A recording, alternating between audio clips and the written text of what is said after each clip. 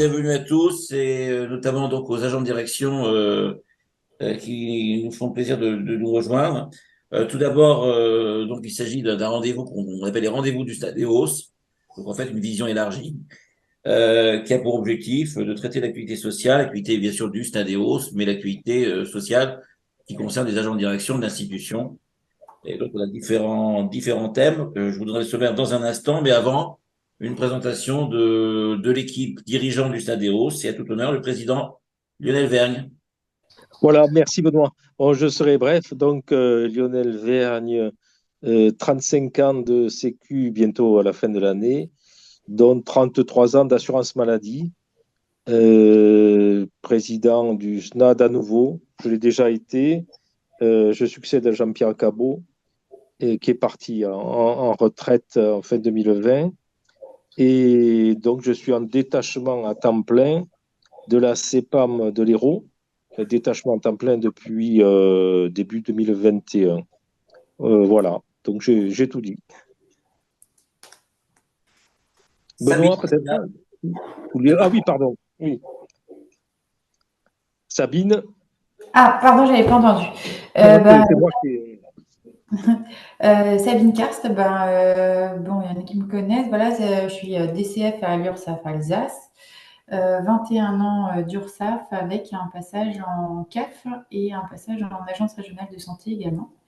Voilà, et du coup, membre du SNADEOS depuis les dernières élections à la CNPI.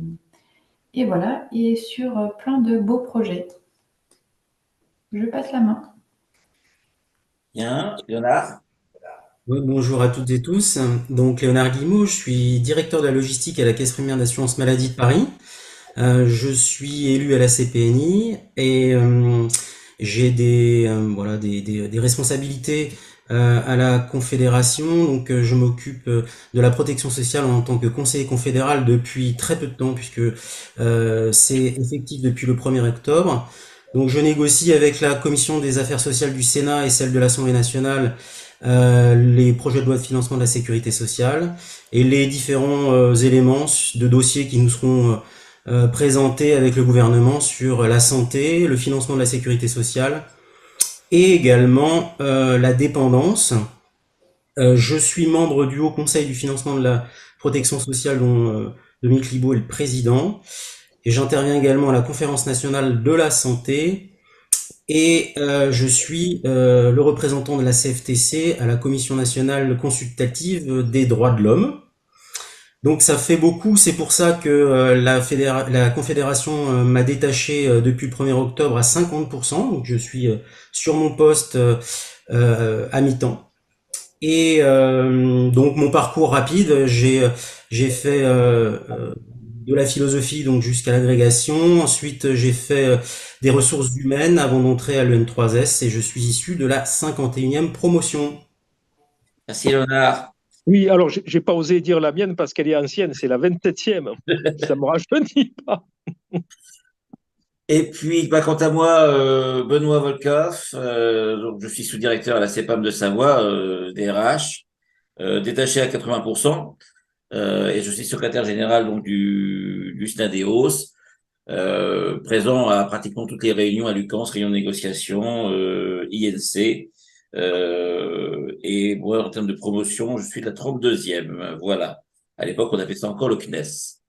Et actuellement, tu suis un cycle dont tu Oui, peux parler. Oui. oui, auditeur à l'Institut des hautes études de la protection sociale, ce qui me vaudra un voyage d'études à Berlin la semaine prochaine. Et je pense qu'on pourra en discuter également, échanger pour comparer les systèmes de protection sociale allemands et français. Bien, en tout cas, bienvenue à tous ceux qui nous ont rejoints et qui nous rejoindront. Cette vidéo, hein, je le rappelle, est une vidéo aussi qui sera disponible en replay. L'objectif étant donc de présenter l'activité sociale et les activités du Stadéos, parce que le Stadéos est un syndicat d'agents de direction hein, de la CFTC. Et un syndicat doit rendre, si je puis dire, des comptes, ou en tout cas un service, une information non seulement à ses adhérents, mais aussi à tous ceux qui sont intéressés, qui pourraient le devenir et qui sont intéressés par les sujets, un peu dans une approche un peu client, si je puis dire. Donc, cette vidéo est une vidéo qui se veut aussi interactive. On va aborder un certain nombre de sujets. Il y a plusieurs grands chapitres. Je vais les évoquer dans un instant. Et après chaque chapitre, si vous avez des questions, vous n'hésitez pas. Plutôt que de se faire un grand monologue, on aura encore à la fin une partie questions-réponses. Mais après chaque grand chapitre, vous pourrez intervenir. Alors, on va aborder différents points. Le premier point sera d'évoquer la rencontre que nous avons eue avec le directeur général de la CNAM au sujet de la cause maladie, puisque nous avons réagi à la cause maladie. On a aussi mis d'autres réactions pour les autres causes. Mais bon, on regarde de la particularité de la branche maladie qui rend des postes, qui nous a semblé utile d'avoir quelques éléments d'explication auprès du DG de la CNAM et puis lui faire remonter un certain nombre d'alertes. Nous évoquerons les négociations sociales sur la valeur du point, qui ont démarré fin août et en septembre, pour préciser déjà un peu si je puis dire, nos propositions et puis comment ça s'est passé. Après, nous aurons un point un peu plus important, mais les éléments sont déjà sur le site, concernant nos propositions sur la classification des agents de direction. Les négociations n'ont pas encore démarré, mais en tout cas, les propositions ont été transmises. Et puis, nous ferons un point sur différents sujets d'activité du SNADEOS, dans le cadre des relations avec le N3S, dans le cadre d'autres négociations en cours, et également au regard du recours qu'on a déposé concernant la liste d'aptitudes, une disposition particulière de la liste d'aptitudes, on vous en parlera dans un instant. Et puis, on terminera sans doute, parce que c'est l'actualité, par le climat social à l'UQAMS, avec une intersyndicale qui s'est constituée, et pour l'instant, un phénomène de blocage suite à l'échec des négociations salariales. Voilà pour les différents sujets. Donc, je vous propose qu'on démarre sans plus tarder par la cause maladie. Alors, je vais essayer de mettre en partage un certain nombre de documents pour que vous puissiez en même temps les suivre, sachant qu'ils sont sur notre site. Donc, il n'y a aucun souci par rapport à ça pour pouvoir les voir posément. Alors, voilà, je vais mettre ce partage. J'espère que vous le voyez tous. Voilà. Donc, oui, vous êtes sur le site du SNADEOS et vous retrouvez dans les activités de nos différentes actions. Donc, nous avons fait la demande, c'est une initiative du SNADEOS, rencontrer la direction de la CNAM. On a émis cette demande en juillet, une fois la COGE adoptée, et on a été reçu le 5 septembre. Léonard, Lionel et moi, par le directeur général de la CNAM, que vous voyez en photo, Pierre Pex et Marie-Gabrielle Debreuil, pour donc évoquer la COGE. Alors pourquoi on a évoqué la COGE maladie? Parce que c'est une COGE qui a la particularité par rapport aux autres de prévoir un rendu de poste. Les autres branches ne prévoient généralement des créations de postes, même minimes, mais des créations de postes ou des stabilisations. La branche maladie, on est sur officiellement 1720, mais si on regarde de près les chiffres, sur notamment le cœur de métier, on est aux alentours de 2400 ETP. Et sachant que cela faisait plus de 20 ans qu'on rend des postes, près de 20% des effectifs ont disparu, il nous a semblé quand même que c'était un peu excessif. Donc on a voulu avoir des précisions par rapport à ça, par rapport à la trajectoire des effectifs qui était prévue sur les 5 années de la COGE.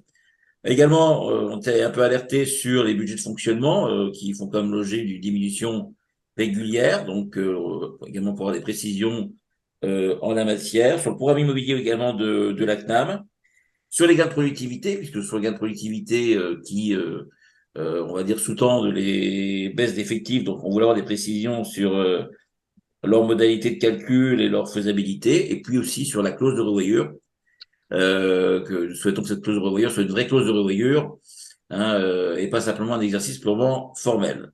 Donc voilà les points que nous avons abordés. Nous avons exprimé notre position, nos alertes. Alors, tout en étant constructif, on n'a rien contre les suppressions d'emplois si les gains de productivité sont au rendez-vous.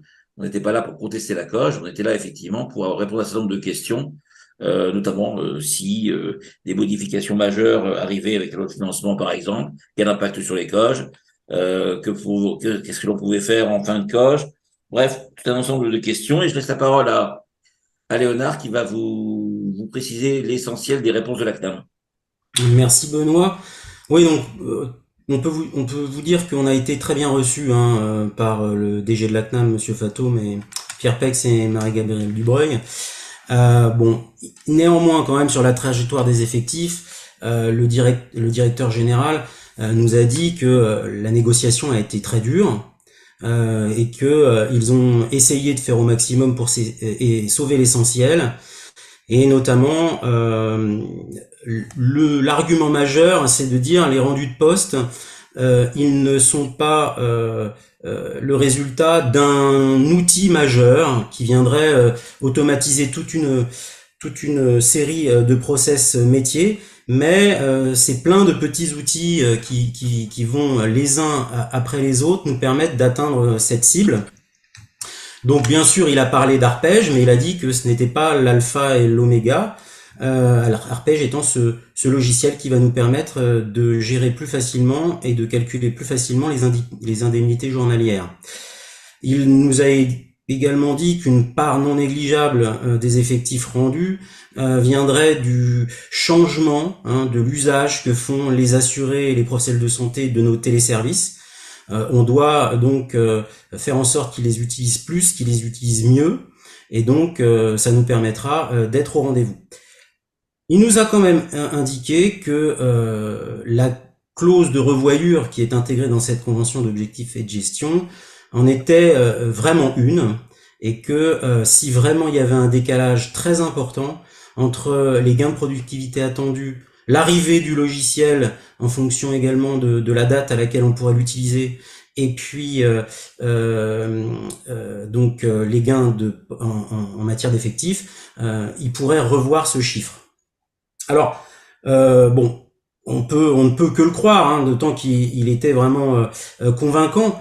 Néanmoins, on reste quand même assez inquiet, et on est inquiet aussi, et on lui en a parlé, par rapport à deux fonctionnements qui peuvent rentrer en conflit, celui de la convention d'objectifs et de gestion et de ses objectifs, et celui des projets de loi de financement de la sécurité sociale, qui très régulièrement viennent modifier des calculs de droits, viennent rajouter des droits, viennent éventuellement faire en sorte que les DSI doivent intervenir sur le système d'information pour modifier nos outils métiers.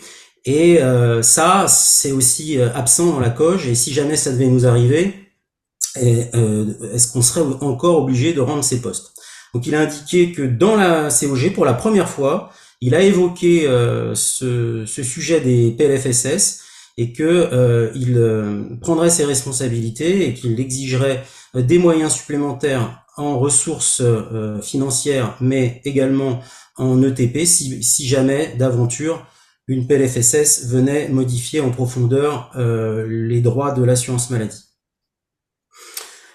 Donc il nous a indiqué que les renforts de poste sur la lutte contre la fraude, qui est quand même un aspect très très fort de cette COG, concernerait tous les organismes, parce qu'un temps on s'était dit ils vont peut-être donner quelques postes à quelques CEPAM, voire créer un centre national comme ça peut se faire souvent, notamment en branche famille.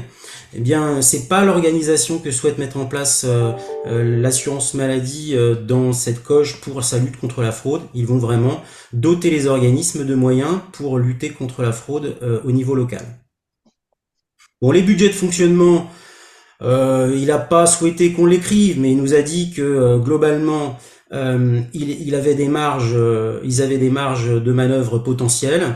Et donc, si vraiment on avait soit une augmentation trop importante des fluides, du coût de l'énergie, la CNAM serait au rendez-vous pour les caisses en difficulté et il nous aiderait. Et également, il nous a indiqué que pour les revalorisations de salaire, notamment pour tout ce qui est achat de services, donc c'est les agents de sécurité, c'est le ménage, voilà. Également, s'il y avait une augmentation due à une inflation régulière, eh bien la CNAM pourrait nous aider individuellement. Bon, sur l'immobilier, bon, le plan national d'immobilier est pas encore complètement calé. Il est très ambitieux, puisque vous avez vu qu'il faut réhabiliter nos plateaux pour faire de la place pour du flex office, et puis pour intégrer dans nos espaces de travail la modalité du télétravail qui change quand même les besoins en espace. Il nous a dit que ça se ferait progressivement et qu'il n'était pas question d'avoir une cible sur le changement complet de la réhabilitation immobilière du patrimoine de l'assurance maladie sur cette COG, mais que c'était le début et que ça nous occuperait au moins 2 COG, voire plus. Voilà, donc moi personnellement j'ai trouvé les échanges francs. Les réponses ne nous ont pas forcément rassurés partout, notamment sur les rendus de poste. Néanmoins, il était dans une démarche d'écoute et d'accompagnement des caisses qui pourraient éventuellement, en fonction de la structure de leur pyramide des âges, être en difficulté, notamment à la fin de la coge, là où il faut rendre le plus de postes. Oui, alors, petite précision d'ailleurs, Léonard, là-dessus, pour les organismes qui, dans les dernières années de coge, que ce sont sur les dernières années de coge que l'on est censé rendre plus effectif, et qui auraient moins de départs en retraite, on ne peut pas reporter sur la coche suivante. Donc, les organismes doivent bien calculer, doivent bien prévoir sur la période de la coge pour effectuer le rendu, indépendamment des variations de départ en retraite. Et puis, petite précision aussi, parce qu'on lui a posé comme la question, c'est un peu quelque chose qui revient régulièrement, sur les projets de mutualisation, parce qu'il peut y avoir des projets de mutualisation au niveau de certains services, notamment de l'accueil, des accueils communs entre CAF et CEPAM, mais ça s'arrête là. Et donc, très clairement, il nous a affirmé qu'il n'y a pas de projet de mutualisation au niveau notamment des services supports, les CEPAM ou les CAF. Hein, la règle reste la départementalisation. Là-dessus, il n'y a rien dans la coge qui irait dans ce sens. Voilà pour cette réaction. Est-ce que vous avez les uns les autres des questions, des réactions par rapport à ce sujet?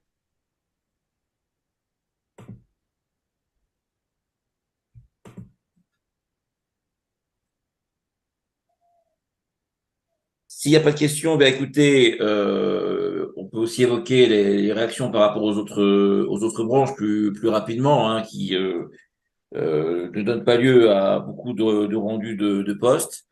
Le Stadéos reste attentif de toute façon à ce que la situation des branches reste bien viable. On a une petite inquiétude sur la branche retraite avec la mise en place de la réforme des retraites, puisque là, effectivement, les temps de formation ont l'air encore d'être assez réduits.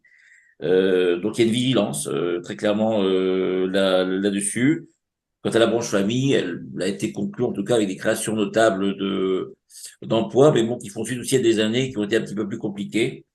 Donc, le problème des branches famille, c'est aussi la diversité des missions, où la dimension parfois familiale est un peu éloignée. Donc, nous sommes aussi, même si nous sommes pour la grande majorité issus de la branche maladie, nous sommes bien sûr attentifs aux situations des autres branches de la sécurité sociale que nous ne manquerons pas de suivre. Pour le recouvrement, peut-être quelques mots, Benoît? Oui, quelques mots sur le recouvrement, Sabine? Oui, alors du coup, pour le recouvrement, on est une branche qui bénéficie de postes supplémentaires. Donc, à ce titre, on est plutôt satisfait, mais cette augmentation de postes, elle s'accompagne de nouvelles missions, hein, et notamment pour ce qui concerne la fiabilisation des données individuelles, avec, on l'a tous vu apparaître sur nos fiches de paye au 1er juillet, le montant net social.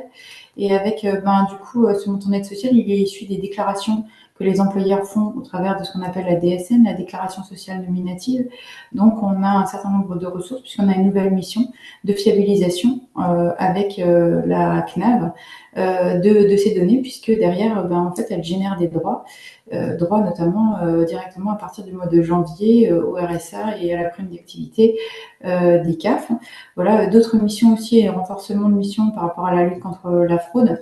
Donc, si bien sûr le fait qu'on n'ait pas de poste à rendre est insatisfaisant, on reste vigilant parce que en réalité, hein, c'est le jeu de plus et de moins. Et il se trouve qu'on arrive à quelque chose de plus, mais il y a évidemment dans le jeu des moins, comme pour les autres branches, un certain nombre de postes qui ont été prévus en déduction et qui en fait s'appuient sur des arguments de gains de productivité liés au nouveau système d'information. Donc c'est quelque chose qu'on retrouve, mais c'est toujours un petit peu des logiques qu'on retrouve, c'est-à-dire que les diminutions de postes sont estimées et prévues d'être retirées avant que les gains soient là. Voilà, c'est en ça que aussi on restera vigilant. Voilà. Merci. Je me permettrai une petite intervention concernant la branche vieillesse, puisque nous avons eu récemment une INC avec M. Villard, qui a bien montré une fois de plus qu'il maîtrisait parfaitement son sujet, qu'il était bien investi, c'est qu'il apparaît un hiatus de perception des réalités. La base fait remonter une usure, une inquiétude, un sentiment de travail empêché. Et depuis les caisses nationales qui ont tous les outils de suivi, les choses s'améliorent et on est sur une bonne trajectoire. Donc, on sent des courbes qui s'éloignent, de perceptions qui s'éloignent, et ça revient à notre problème un peu de crise actuelle de négo, c'est des choses qui deviennent divergentes, quasiment irréconciliables. La base fait remonter des inquiétudes en toute sincérité, bon, éventuellement exagérées par certains, comme un peu de façon classique. Et les caisses nationales répondent avec des faits, des arguments qui sont recevables, mais qui ne suffisent pas. Qui ne suffisent pas à créer un consensus et à solidifier un peu notre service public. Voilà, c'est pas une note enthousiaste, mais je pense qu'il fallait la dire. Voilà, Benoît, je te redonne la parole et le fil. Dans les sujets enthousiastes, on va parler de la négociation salariale. Euh, donc, après maintes demandes des organisations syndicales, Lucans a organisé le 31 août et puis le 12 septembre une réunion de négociation sur la valeur du point. D'ailleurs, ces négociations ont été organisées après signature des COJ, pour info. Et à l'occasion de cette réunion, en fait, la directrice de Lucans nous a fait part de propositions, mais quand je mets proposition, je le mets entre guillemets, puisque c'est pratiquement un cadrage qui a été fixé et on l'a appris au niveau de la première ministre, sur l'évolution de la valeur du point et également sur la création d'une prime de partage de la valeur, dispositif donc qui n'est pas toujours forcément pérenne.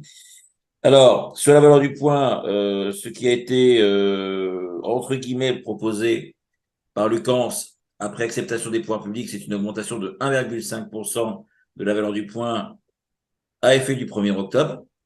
Alors, je rappelle que l'année dernière, la valeur du point avait augmenté de 3,5% au 1er octobre, pardon, je m'excuse, au 1er juillet, 1,5 au 1er juillet. L'année dernière, on était à 3,5 au 1er octobre. Il est clair que les fonctionnaires avaient eu des accords de revalorisation qui avaient été fixés au mois de juin dernier. Donc, en fait, on est sur les mêmes montants. Ils étaient sur un 5 également au niveau de leur indice. Un 5, quand on sait que l'inflation est autour de 4,5, 5%, voire peut-être plus, on voit bien que le compte n'y est pas. Alors nous, au niveau du Syndéos, sans rentrer dans des discussions de marchand de tapis, on était, parce que ça peut notre optique, la valeur du point, c'est un élément de la politique de rémunération, donc ça fait pas forcément tout, mais on aimerait bien que la valeur du point évolue autour de 50 à 2 tiers de l'évolution des prix de l'année N-1 constatée. Donc on était, nous, autour de 3%, quoi. On aurait une proposition à 3%, elle ne nous aurait pas forcément fait hurler, et on aurait pu la compléter par d'autres mesures conventionnelles. Mais là, on est loin du compte. Vous voyez, un 5, on est même à la moitié de notre je dirais, proposition. D'autres syndicats avaient même proposé 8%. Je parle même pas des 10 euros de la CGT. Donc, il est clair que on a demandé lors de la deuxième réunion du 12 septembre si ça pouvait être revu. La réponse était assez laconique et c'était non. Les pouvoirs publics n'en débordent pas. Et la seule proposition de signature, c'était donc cet accord à 1,5. Il de vous dire que cet accord qui était ouvert à la signature jusqu'au 26 septembre, n'a pas été signé. Bien sûr, le SNADEOS et la CFTC ne l'ont bien sûr pas signé. Le deuxième élément, c'est la prime de partage de la valeur, ex-prime Macron. Alors là, il y a deux problèmes. Le premier problème, c'est qu'elle ne concerne pas tout le monde. Alors c'est vrai qu'il y a un cadre légal qui fixe une exonération fiscale et sociale en deçà d'un certain niveau de revenus. Alors même si le plafond a été légèrement augmenté, il venait pratiquement à exclure de cette prime un tiers des salariés de l'institution, donc bien sûr les cadres et tous les ADD. Donc nous, syndicats ADD, on peut difficilement cautionner une disposition où on exclut, puisque tout le monde participe à la valeur, hein, à la valeur ajoutée, à la performance des caisses. Et donc, en plus, il y avait des montants qui pouvaient être modulaires selon les niveaux. Et là, on est toujours sur en fait quelque chose qu'on condamne, c'est cette politique salariale qui se fait en fonction des niveaux salariaux, des bas salaires, et qui crée des déséquilibres. Alors, et bien sûr, il faut tenir compte et revaloriser les coefficients, notamment éviter qu'on soit en dessous du SMIC, mais on oublie beaucoup les managers, les cadres, les ADD, et il y a un resserrement on va dire, des grilles salariales, bon, qui quand même pose ce souci. Donc forcément, là aussi, on a refusé de signer. Donc suite à ça, eh ben, tout le monde s'est un peu fâché, si je puis dire. Les organisations syndicales donc ont décidé de ne plus siéger pour les différentes réunions de négociation qui étaient prévues. On avait les frais de santé, la prévoyance, la formation professionnelle, tant que les négociations salariales ne soient pas revues sur la base de propositions plus acceptables. En plus d'autres revendications comme notamment la participation accrue de l'employeur à la complémentaire santé, notamment, ou l'abondement transport. Donc, et là, je vais laisser la parole à Lionel, parce que finalement, ça nous amène à l'intersyndicale. Hein. Il n'y a pas de... Donc, pour l'instant, de perspective, c'est bloqué. Il y a eu un accord qui a été proposé à signature, il n'a pas été signé. Il n'y a pas pour l'instant de plan B proposé par Lucans. Et donc, une intersyndicale s'est constituée. Pour information, demain, il y a une réunion entre Lucans, le président du COMEX, et l'intersyndicale, et donc nous y serons. Léonard et moi, nous représenterons le SNADEOS en visio à cette réunion. On verra ce qu'on pourra peut-être nous proposer. On aura peut-être des surprises. On verra. Et je te passe la parole, Lionel, parce qu'effectivement, ça nous envoie sur l'intersyndicale. Oui, merci Benoît. Bien, c'est vrai qu'avec ma modeste expérience Sécu, bon, toujours syndiqué depuis que j'y suis, au même syndicat, j'ai jamais vu une intersyndicale aussi dure. C'est pas un sens critique, mais aussi ferme, puisque on a vu qu'elle avait exclu l'UNSA et la CGC des agents de direction pour une modeste participation à un groupe technique sur la classif ADD, groupe technique qui n'a pas donné lieu à de nouvelles dates.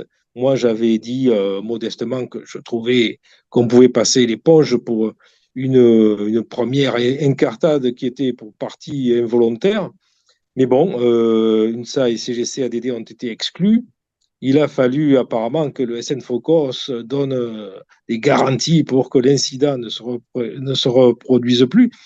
Donc, ça indique bien que c'est une intersyndicale dure qui a annoncé des positions, comme Benoît l'a évoqué, de revalo du point très loin des 1,5%. Et sincèrement, je ne vois pas comment on va s'en sortir honorablement de part et d'autre. Alors, la solution d'une décision unilatérale de l'employeur pour les 1,5, bien, l'an dernier, on nous a dit que ce n'était pas possible. Pourquoi cette année, ce serait possible d'un coup? Si ce n'est pas une décision nationale, ce serait des décisions unilatérales locales. Ça va franchement laborieux et peut-être qu'on va avoir des contestations juridiques locales à la clé. Donc, on est un peu dans l'impasse. On va bien voir demain soir, mais j'ai de gros doutes. Puisque pour la petite histoire, lors des négos, là, dès le 31 ou début septembre, Lucas nous a expliqué que 1,5 pour les fonctionnaires, pour le ministère, ça valait 1,28 pour les agents de la Sécu. Parce que dans les rémunérations Sécu, il n'y avait pas autant de parts de primes qui, soi-disant, n'augmenteraient pas pareillement pour les fonctionnaires. Alors, quelque part, on devrait remercier Mme Borne de nous avoir octroyé les 1,5. Vous imaginez notre outrecuidance à réclamer davantage. Donc, on ne voit pas trop de sorties de crise pour le moment. Et pourtant, il faudra bien y arriver parce que si on n'a rien, c'est perdant-perdant, c'est-à-dire une démotivation amplifiée, un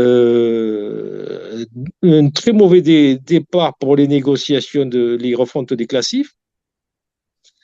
puisque en parallèle, Lucas n'annonce aucun chiffrage, alors il y en avait eu antérieurement.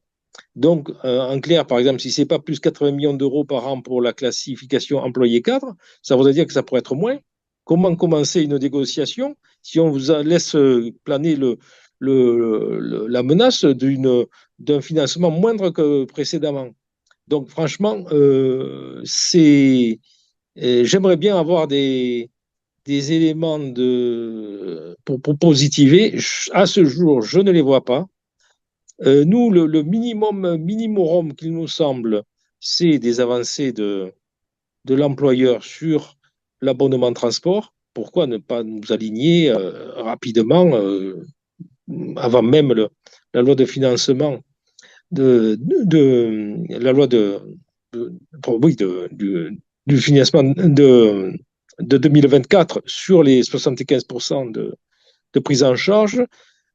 Pourquoi l'employeur n'avance pas aussi sur le front du financement de la complémentaire santé, voire pourquoi pas une baisse en parallèle de la cotisation prévoyance qui est excédentaire, et surtout un avancement du 1,5, si c'est vraiment une barrière infranchissable, des 1,5 au 1er janvier 2023 pour ne plus avoir d'effet report.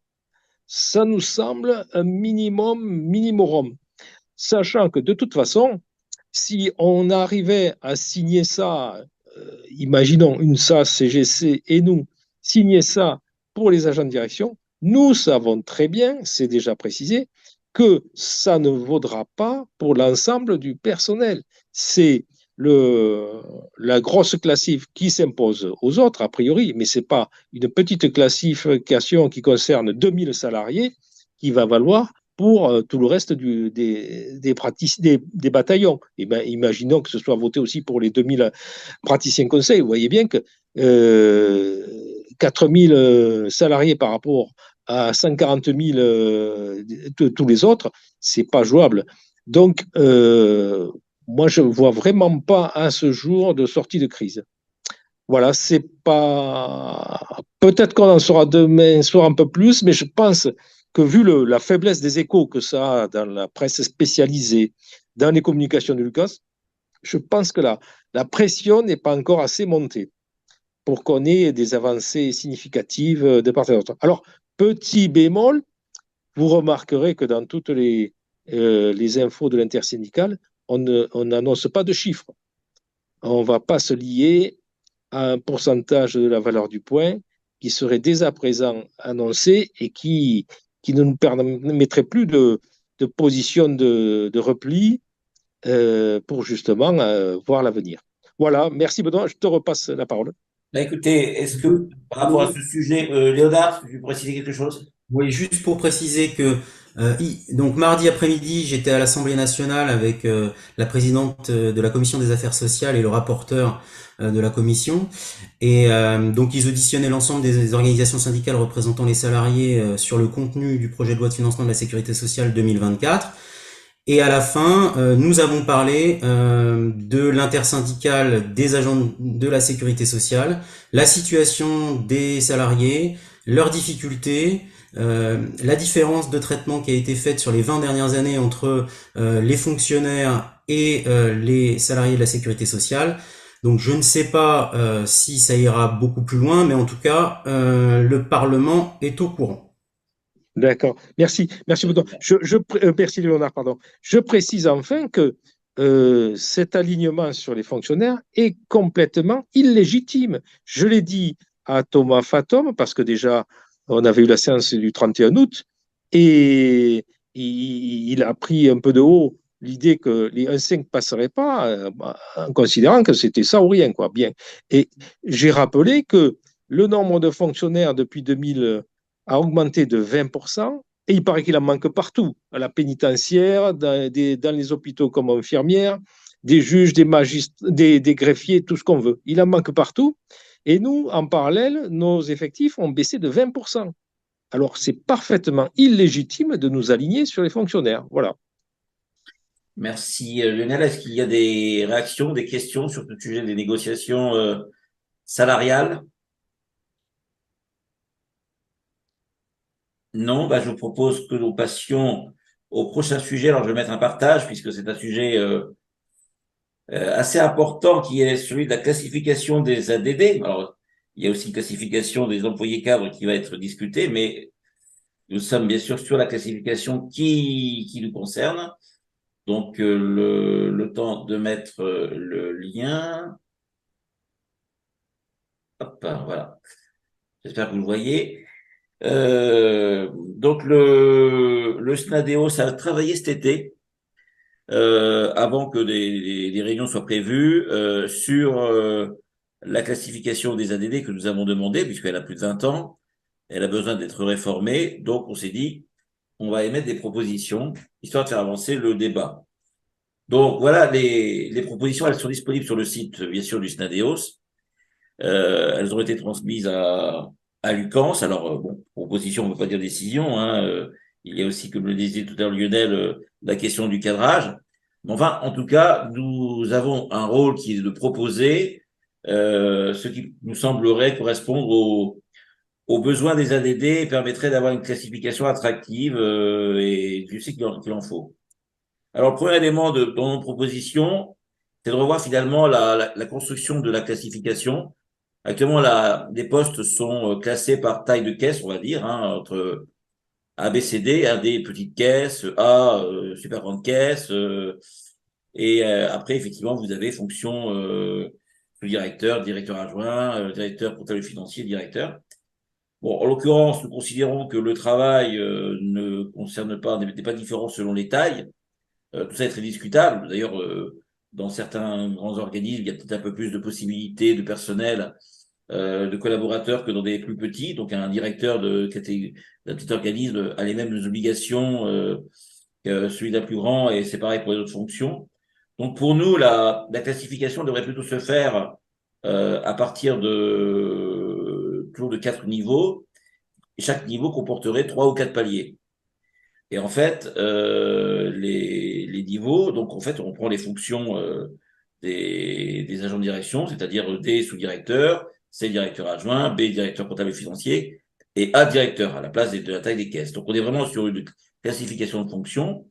Et à l'intérieur de ça, dans le réseau, tout le monde effectivement n'a pas les mêmes fonctions, les mêmes missions. Il peut y avoir des différences qui tiennent à des champs de responsabilité qui peuvent être différents, plus ou moins étendus, à des niveaux de délégation et d'autonomie qui peuvent être différents, au fait de gérer, d'avoir la responsabilité de pôle de mutualisation, ou même parfois de plusieurs caisses, d'avoir également un rôle national, d'avoir des missions des pôles régionaux, la taille de la caisse, bon, qui peut aussi être un critère que l'on peut prendre en ligne de compte.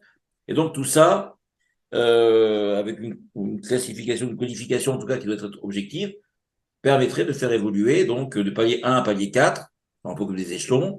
Et bien sûr, chaque palier supérieur représenterait des points supplémentaires, par exemple 50 points, hein, pour simplifier. Et ça permettrait d'assurer une progression pour les agents de direction, de prévoir véritablement un vrai parcours en fonction des évolutions de missions qui pourraient lui être confiées, et puis aussi des compétences, hein, entre l'ADD qui débute et qui a un plus petit secteur, et puis qui, au fur et à mesure de son expérience, va gagner en compétences et pour évoluer davantage.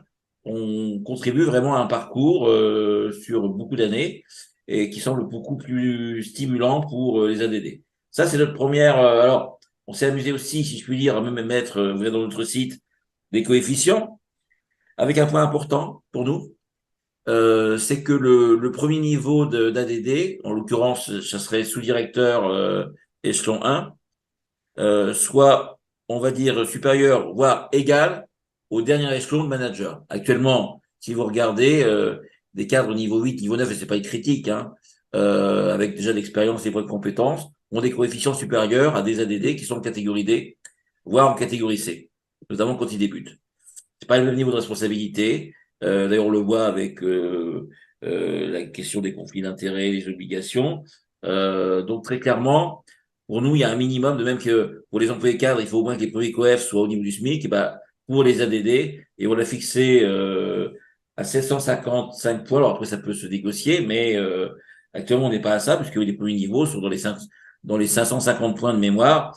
Donc voilà, c'est un élément quand même qui est important. Ensuite, on parle aussi d'une revalorisation des points pérennes. Alors, c'est à la libre discrétion des directeurs, hein. Il y a un minimum qui est mentionné dans la convention collective. Après, selon les branches, les organismes, la valeur des points peut varier. Mais on souhaite aussi que ces points pérennes soient revalorisés. Voilà, pouvant passer de 20 à 30 points, 40 à 50 points. Point important aussi, et ça concerne aussi les employés cadres, on souhaite que les ADD puissent bénéficier de points d'expérience et de points d'expérience déplafonnés parce que la compétence d'expérience ne s'arrête pas au bout de 25 ans, comme maintenant. Et avec l'allongement de l'âge de la retraite, eh bien, on a vocation à faire pas mal d'années. Donc, 2, 3 points qui seraient déplafonnés chaque année, ce ne serait pas du luxe, et y compris pour les ADD. Donc ça serait une nouveauté. Sur le parcours professionnel, on évoque aussi la nécessité de prévoir que dans le cadre des paliers, lorsqu'un ADD, on va dire, au sein de son niveau a atteint 75% du parcours ou des paliers, qu'il y ait en tout cas, on va dire, un entretien, il y ait un accompagnement, formation pour qu'il puisse évoluer, pourquoi pas, sur un niveau supérieur, hein, qu'il ne reste pas forcément sur de nouvelles fonctions, qu'un sous-directeur puisse passer directeur adjoint, enfin, par exemple. Donc ça aussi, c'est un point important. Sur l'accompagnement à la mobilité, alors le logement, il y avait donc il y a quelque temps des endroits en France particulièrement onéreux, ça reste encore vrai, même si le prix du logement augmente un peu partout. Néanmoins, nous proposons la création d'une indemnité de résidence, de logement, dans le cas où un agent de direction devrait s'installer dans le cadre d'une mobilité dans un endroit où le prix du mètre carré est excessivement supérieur à la moyenne nationale. Donc avec une sorte de grille progressive selon le différentiel au regard d'un prix moyen du mètre carré en France métropolitaine. Donc c'est sûr par exemple que des villes comme Paris, Annecy, les grandes métropoles souvent sont déjà assez exorbitantes. Et donc cette prime qui pourrait être provisoire, bien sûr, il ne s'agit pas de, mais serait limitée dans le temps, mais permettrait en tout cas de souvent, les ADD reviennent avec leur famille, ce qui crée aussi d'autres difficultés. Ça leur permettrait en tout cas de faciliter les mobilités. Sur l'intéressement, nous souhaitons simplement, ce qu'on a demandé lors de la dernière négociation, que la masse salariale consacrée à l'intéressement puisse augmenter, est de 2,5 actuellement. Si elle pouvait être à 3, voire plus, ça serait mieux. De sorte qu'une prime d'intéressement soit à peu près autour de 1 500 et pas 800 ou 900 euros, comme habituellement. Elle aurait un peu plus de poids pour l'ensemble des fonctions. Sur les parts variables, on est sur le maintien du système qui existe. Alors oui, là, je vous montre un peu nos propositions, hein, bien sûr, en fonction des cadrages, c'est pas garanti, mais si vous montez la logique, des paliers avec donc des coefficients qui évolueraient. En gros, on a retenu 50 points de différence pour les ADD. Voilà les propositions que nous avons faites. Bon, pour l'instant, on n'a pas trop l'occasion de les exprimer publiquement parce que, comme le disait Lionel, avec l'intersyndicale, les réunions ont été suspendues. Donc, il y avait une réunion d'abord pour la classif employé cadre. Les syndicats n'ont pas voulu y aller. Elle faisait suite le 14 septembre à la réunion sur la valeur du point.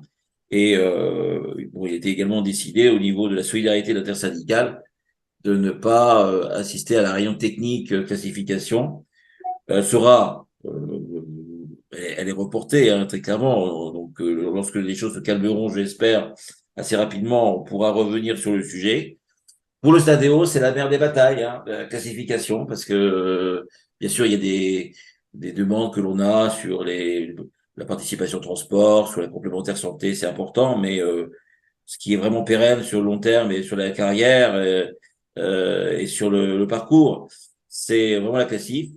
C'est non seulement un élément de rémunération, hein, faut pas se le cacher, mais c'est un élément de reconnaissance de la performance, des mérites, la compétence. Et donc, c'est un super outil RH pour nos institutions, hein, pour nos organismes. Et donc, on le conçoit comme ça, pas simplement comme un élément purement de politique salariale.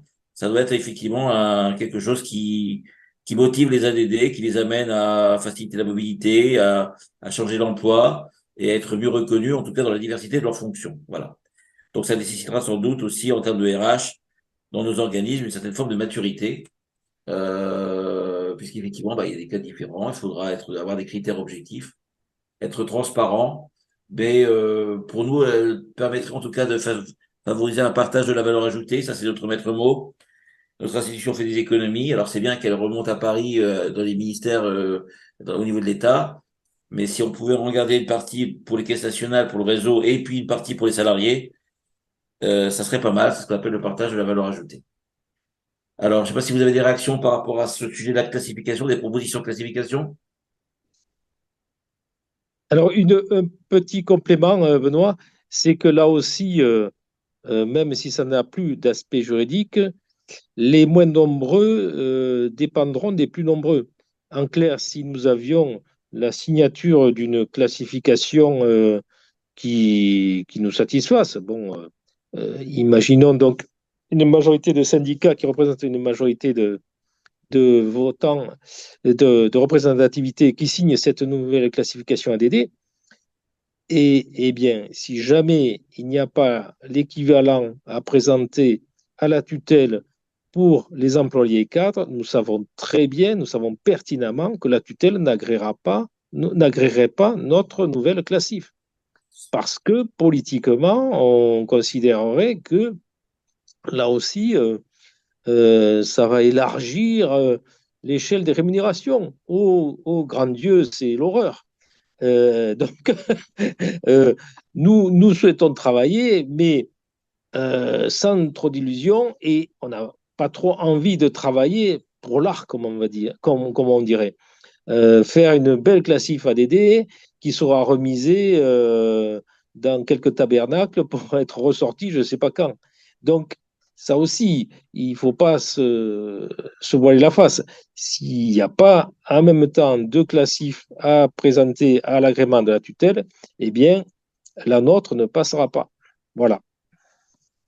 Merci Lionel. Je vais passer la parole à Léonard qui va nous parler des autres activités du SNAD, puisque nous intervenons sur différents sujets. La parole est à toi, Léonard. Merci Benoît.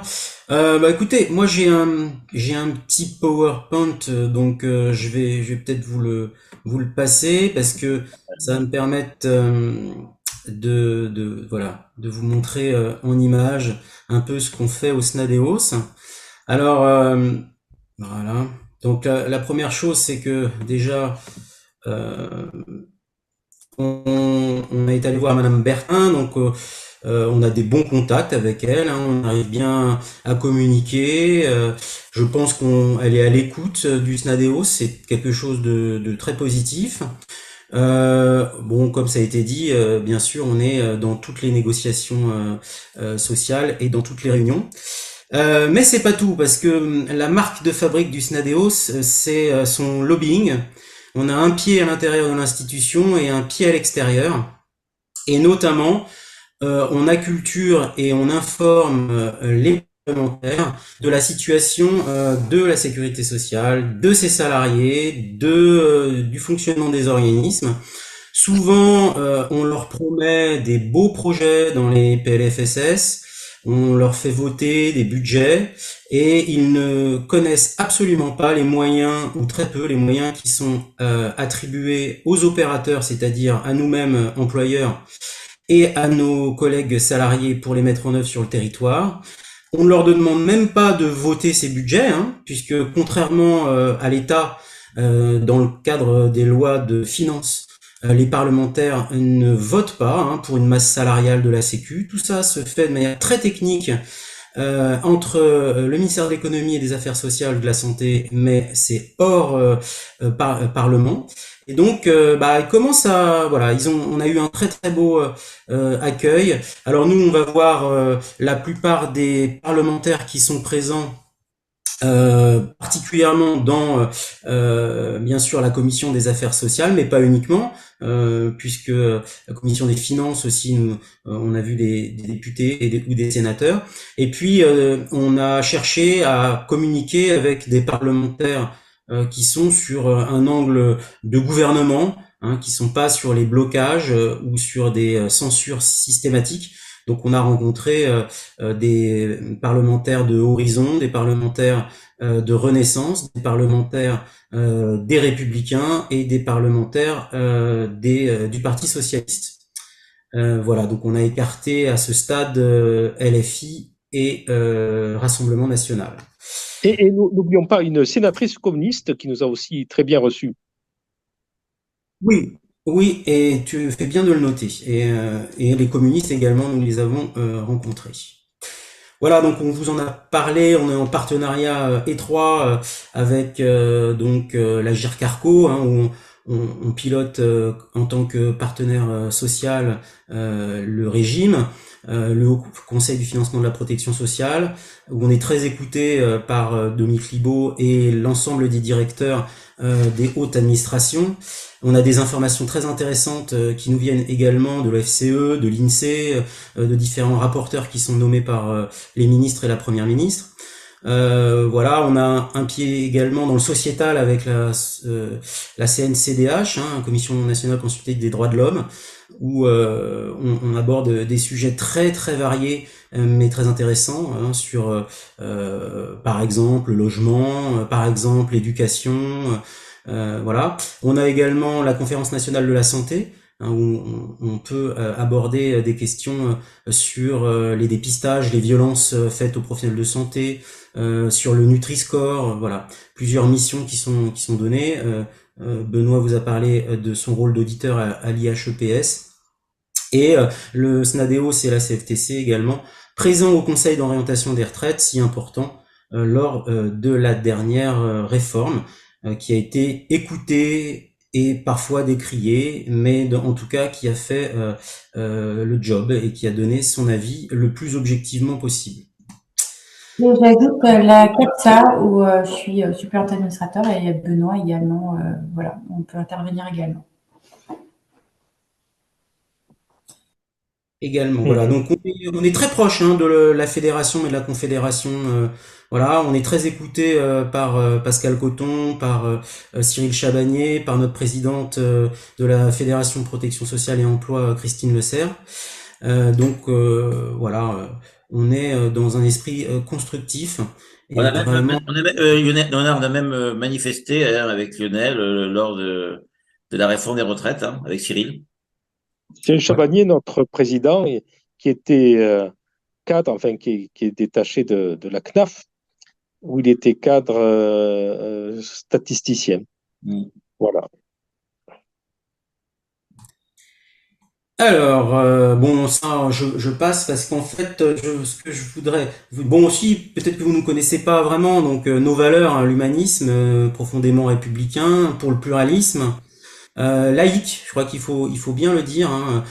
On est issu, bien entendu, d'un mouvement qui est chrétien, mais qui prône la laïcité, et la marque de fabrique, c'est qu'on n'est pas un syndicat marxiste. Voilà, donc... nous, on réfléchit avec d'autres types de penseurs, que ce soit Montesquieu, Kant, John Rawls, etc. C'est ça qui nous inspire et non pas la prose marxiste. Donc on refuse le sectarisme, forcément. Et puis, nous, ce qu'on veut, c'est dialoguer, négocier, avancer. Et vraiment, la grève, c'est le dernier recours. Voilà, on n'est pas des violents ni des gens qui cherchent le blocage. Donc voilà, bon ça je vous en ai parlé. Donc ça aussi, je sais plus. Voilà. Alors pour nous contacter, vous avez cette voilà, je le laisse un peu à l'écran. Donc on est présent sur beaucoup de réseaux, sur notre site d'abord. On est présent également sur le site de la fédération, la confédération. On a une chaîne YouTube et on est présent sur LinkedIn et on vous envoie régulièrement des mails ADD. Nous sommes présents également auprès de l'EN3S, des élèves internes, externes, CAPDIR, formation initiale, EN3S. On a une convention de soutien du bureau des élèves. Donc on intervient avec eux pour les aider s'ils ont des difficultés, pour les accompagner à leur prise de fonction. Également, nous sommes présents lors des festivités de la remise de la coupe de de la partie de football interpromo. Voilà, donc on est là, et c'est toujours des moments très très sympathiques, et ça permet d'expliquer aux élèves l'importance qu'est un syndicat d'agents de direction, parce que plus il y aura de votants lors des élections professionnelles, et plus on sera crédible vis-à-vis de la tutelle. Je rappelle que on n'est pas encore à 50% on est un peu en dessous de 50% de votants à la dernière élection CPNI. La prochaine fois, il faut qu'on soit bien plus, et bien sûr, si possible, pour voter pour nous. Alors, on a discuté avec les élèves, et on s'est rendu compte que leur situation s'était relativement dégradée, puisque l'entrée des externes est toujours en 5K. En 2004, être 5K, c'était avoir une rémunération à plus 66% du SMIC. Aujourd'hui, être 5K, c'est être à plus 11% du SMIC. Donc ça veut dire qu'en à peine 15-20 ans, on a quand même dévalorisé énormément le salaire de nos collègues externes. Ils n'ont pas également les mêmes possibilités de remboursement de leurs frais que les salariés internes. Et puis alors, l'évolution de l'entrée du concours a créé une troisième voie d'accès. Donc ces collègues-là rentrent à niveau 8, et eux aussi, ils ont d'autres dispositions pour se faire rembourser leurs frais et leurs déplacements. Dieu sait s'il y en a quand on fait la scolarité. Donc tout ça est un petit peu en pagaille. Ça crée bien sûr des tensions entre les promos et à l'intérieur des promos, des difficultés économiques et financières évidentes.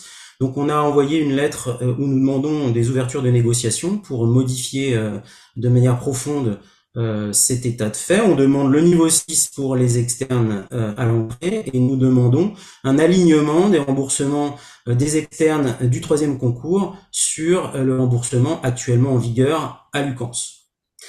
Voilà, et nous accompagnons aussi les sorties d'école quand ils prennent leurs fonctions, s'ils le souhaitent, sur des conseils, pas forcément sur leurs droits individuels, mais sur des conseils de management qui pourraient ressembler un petit peu à ce que fait la EN3S sur le mentorat actuellement, mais nous le faisons déjà depuis un certain temps.